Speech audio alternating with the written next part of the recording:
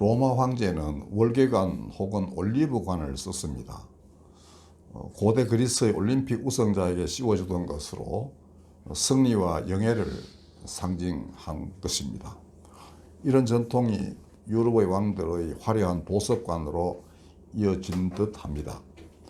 우리나라 역대 왕조의 왕관이 무엇이었는지 잘 모르겠지만은 신라의 몇몇 왕들에게 사후에 금관을 씌워준 것은 분명합니다.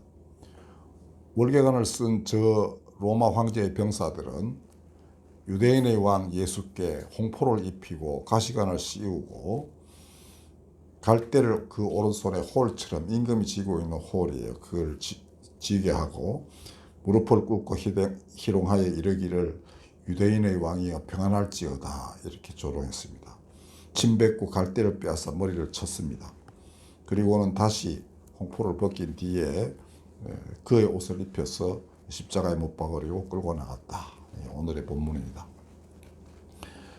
홍포는 로마 병사들이 입고 있던 그 망토일 것 같습니다. 그러나 이 모든 것들은 로마가 어떻게 저항하는 자들을 대하는가를 여실히 보여준 사건이었습니다. 실제로 유대인의 왕이 있다면은 이렇게 될 것이다. 이거를 유대인들에게 보여준 거예요. 바꾸고 말하면 예수님은 당시 유대인들이 로마로부터 어떤 대우를 받았는가를 온몸으로 이렇게 체험을 한 것입니다. 이 이전에는 그 채찍을 맞았어요. 그때 당시 채찍이라는 거는 거의 뭐 살점이 떠져도 나가는 그러한 채찍질이었습니다. 그리고 가시관, 이게 로마의 그 황제가 쓰는 승리와 영예와는 정반대되는 패배의 상징이죠. 굴레였습니다. 그런데 그 600년 전 이사야 선지자는 고난받는 야훼의 종이 세상을 구원할 것이라고 예언했습니다.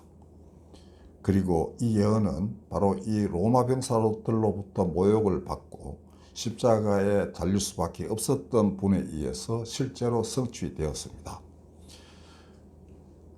황제의 형상이 새겨진 동전은 로마의 동전은 박물관에 들어가 있습니다. 그러나 그의 나라, 예수님이 선포하고 이룩하셨던 하나님 나라는 명멸하는 제국들의 운명과 상관없이 오늘날까지 세상의 빛과 소금으로 존속해 왔습니다. 그 힘은 바로 가시관과 십자가에 있었던 것입니다. 그리스도인들은 그러므로 금관과 월계관보다 가시관을 더 사랑해야 마땅합니다. 가시관을 쓰신 예수를 더 사랑하는 것이 그리스도인들의 본분이고 교회가 살 길이라는 것입니다. 그러나 불행히도 교회에서는 가시관보다 금관을 더 좋아하는 일이 비일비재하게 있었습니다. 이를 풍자한 것이 1973년에 나온 김지하의 노래가 금관의 예수라는 겁니다. 당시 젊은이들 다 알고 있는 그러한 희곡인데요. 그 중에 한 노래에 김민기라는 작곡가가 곡을 붙이고 양희은이라는 가수가 노래를 불렀는데 주여 이제는 여기에가 바로 그것입니다. 우리가 가끔 부르는 우리 옛날 그 찬양집에 수록이 되어 있어요. 이 노래극에서 금관을 쓴 콘크리트 예수상이 나오는데, 그러니까 교회 안에 그게 있어요. 그런데 나병 환자, 창녀 뭐 이런 사람들이 그 이제 뭐라고 이제 항의를 해요. 그런데 뜻밖의 그 콘크리트 예수상, 금관을 쓴 예수상에 그 이제 나오는 소리가 있어요. 나병 환자에게 네가 나를 좀 이 콘크리트 이 질곡에서부터 나를 구원해 달라. 콘크리트 감옥에서 나를 구출해 달라고 합니다. 그러나 결국은 이제 실패하고 말아요. 왜냐하면 성직자들이 와서 그 깨뜨려진 금관을 다시 씌우고 하는 이런 장면이 나옵니다. 대만의 세계적인 신학자 송천성이라는 분이 대자대비하신 하나님이라는 책을 썼어요. 여기에도 이게 소개될 정도로 세계적인 그러한 그 영감 있는 그런 노래로 되어 있습니다. 이 노래가 우리나라 기독교 민중가요의 이제 시발점이에요. 그런데 이 노래를 즐겨 부르고 했던 민주화 투쟁 인사들이 가시관보다는 금관을 더 사랑한다는 것이 이번 트럼프 금관 사건으로 마침내 드러나고 말았습니다. 이재명 대통령이 우리나라 방문하고 그 에이펙 회의 때 왔던 트럼프 대통령이 금관을 선물했어요. 뭐 왈가왈부 말이 많은데 저는 그런 의미를 부여하고 싶습니다. 이거 주는 사람은 자기가 금관을 좋아하는 사람들이 상대방도 좋아하리라 생각하고 이렇게 준 것이다. 이거는 그들의 본색을 드러내는 그러한 사건이라고 저는 믿습니다. 그전에는 민주화라는 어떤 명분을 가지고 고생도 좀 하고 했지만 어느 날 권력을 쥐고 난 뒤부터 그 권력을 조금 더 노후리 하지 않는 이런 행태를 보이고 있어요. 그래서 여러분들 이거 잘 보셔야 됩니다. 그 지역은 나는 그 지역 출신이니까 거기 무조건 동의한다. 이거 안 되는 것입니다. 특히 기독교인들은 그들이 금관을 더 좋아하느냐 아니면 밑바닥에서부터 정말 험한 꼴 다 겪으며 사는 사람들을 사랑하는 그러한 진정한 민중의 친구들인가 이거를 잘 분별하셔야 돼요.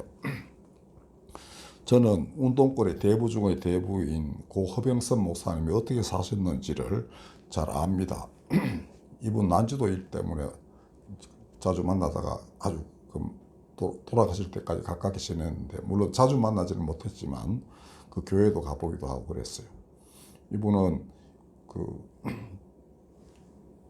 당시 이제 거슬 근로자들이 되게 힘들어하는 걸 보고 그다음에 그 계층 구조에서 이렇게 원래 이제 일하는 사람들이 돌아가야 하는 몫이 위에서 막 계속 뜯겨 나가는 걸 보고는 본인이 이제 목사직 내려놓고 미쟁이가 돼요. 그래서 이제 그쪽 사람들 데리고 그런 일도 하고 했는데 그렇게 성공하지는 못했습니다. 우리나라의 구조가 그렇게 돼 있어서 그런데 그런 분을 생각하면 오늘날의 지금 집권자에 속해 있는 그러한 옛날 그런 민주화 투쟁한 사람들 저는 이미 그 기준을 누가 이렇게 허 목사님이 세워놓으셨다고 저는 생각을 합니다. 그게 비추어서 다 저는 판단을 하는 거예요. 트럼프, 금관을 받은 트럼프도 저는 마찬가지라고 봅니다. 어쨌든 남은 임기 동안 금관보다 가시관을 더 사랑한다는 것을 보여주기를 바랍니다.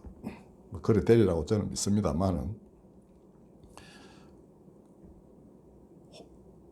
이스라엘도 그래요.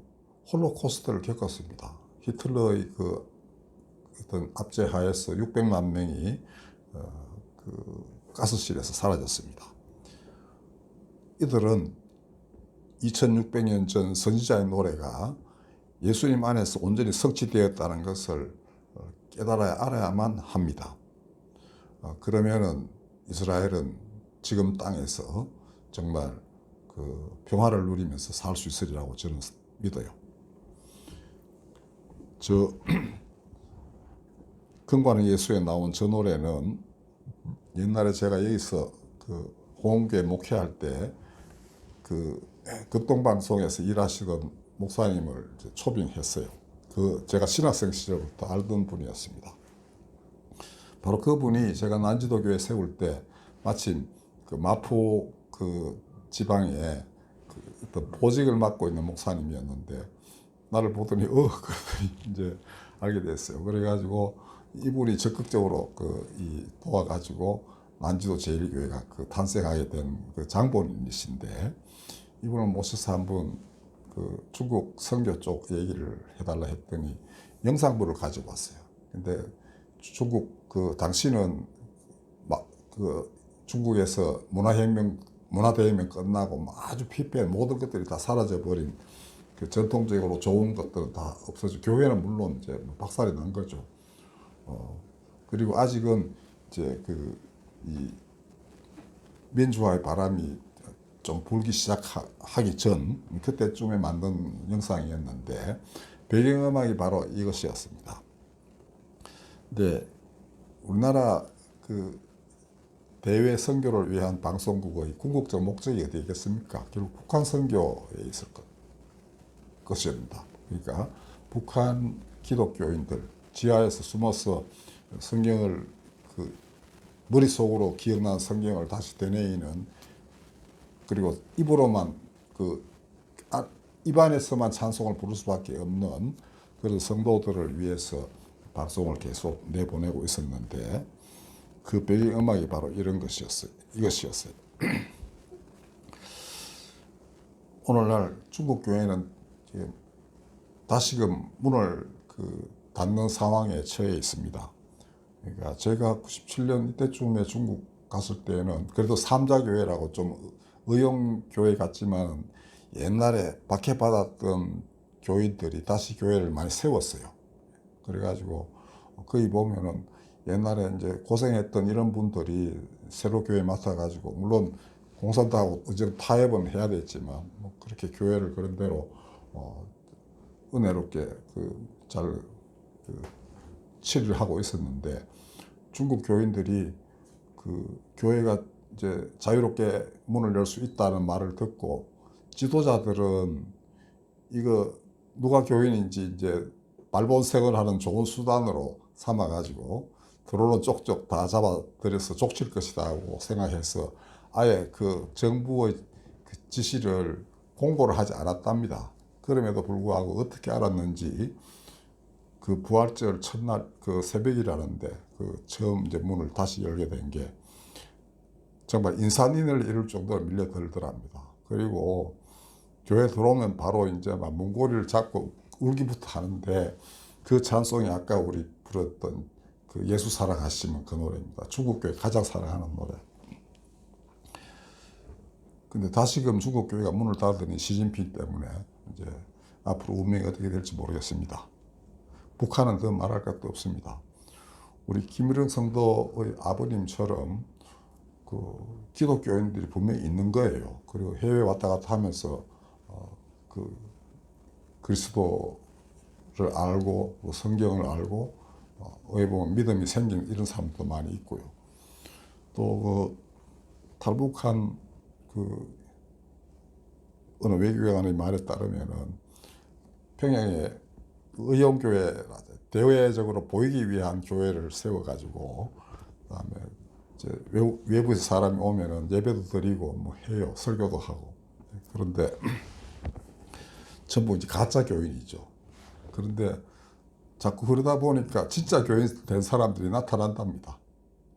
그리고 이제 북한 청년들 중에 음악 전공하는 사람들이 찬송가는 접해본 기회가 없잖아요. 그래서 그쪽 노래 어떤가 싶어가지고 이제 의용교회에 와서 찬송가도 듣고 이러다가 또 이렇게 마음이 바뀌어가지고 진짜 기독교인이 되기도 하고 이런 일들이 벌어진대요.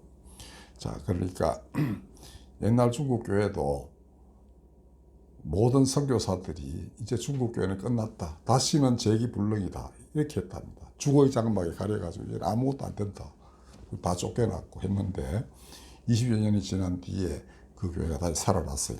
그리고 중국 교회 교인들은 임마누엘, 하나님이 우리와 함께 계시다, 이걸 교회 모토로 삼아가지고 모든 교회마다 다 붙여놨어요.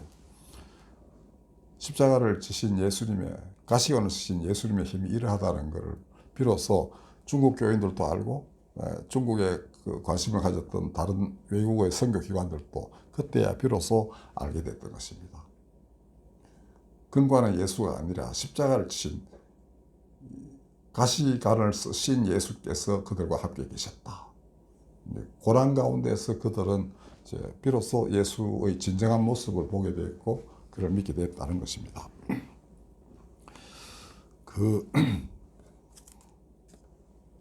중국 교인들도 그렇게 이야기를 합니다. 그러니까 자기들이 그전에 선교사들이 교회 지어서 막 이제 모든 거 보조해주고 했을 때에는 사실은 예수를 잘 모른 것 같았다.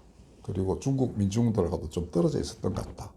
근데 박해를 받아가지고 이제 시골 가서 뭐 농부도 되고 뭐 노동자도 되고 이랬는데 그때 비로소 예수가 어떤 분이신지를 제대로 알게 됐다, 이렇게 고백하는 사람도 있었습니다. 북한이 만약 자유화돼서 모든 교회들이 다 회복되고 YMCA도 회복되고 이러면 어떤 일이 벌어지겠습니까? 저는 단언컨대 북한 교인들은 결코 금과는 예수를 찬양하지 못할 것입니다. 앞으로도 영원토록 북한에서 세워지는 교회는 7, 80년의 그 박해와 억압이 얼마겠습니까? 그걸 견디고 살아난 교회가 어떻게 다시 영광의 예수를 기리겠는가입니다. 그들 가운데 함께 하셨던, 그동안에 그들 가운데 계시면서 입에 찬양을 담아두고 머릿속에 다시금 말씀을 되살려내게 하시고, 그렇게 해서 빛과 생명으로서의 예수를 마음속에 받아들였던 그 역사적 진정한 신앙의 전통이 어떻게 사라지겠습니까? 이들은 결코 금과는 예수를 찬양할 수 없을 것입니다. 이들의 예수는 가시관의 예수이십니다. 그러므로 한국교회가 정말 북한교회가 하나가 되어서 통일이 되어가지고 정말 하나님을 찬양하려면은 이 가시관 쓰신 예수를 잃어버리면 절대로 안 되는 것입니다. 그러니까 오늘날 나라가 자꾸 잘 살다 보면은 교회도 그렇게 되기도 하고 하는데, 사실 돈이 많다 해서 가시관을 쓰신 예수를 믿지 못하는 건 아닙니다. 왜냐하면 인생사는 그 돈과 상관없이, 물질적인 부유함과 상관없이 온갖 고통에 스며들어 있는 게 인간 세상 아니겠습니까?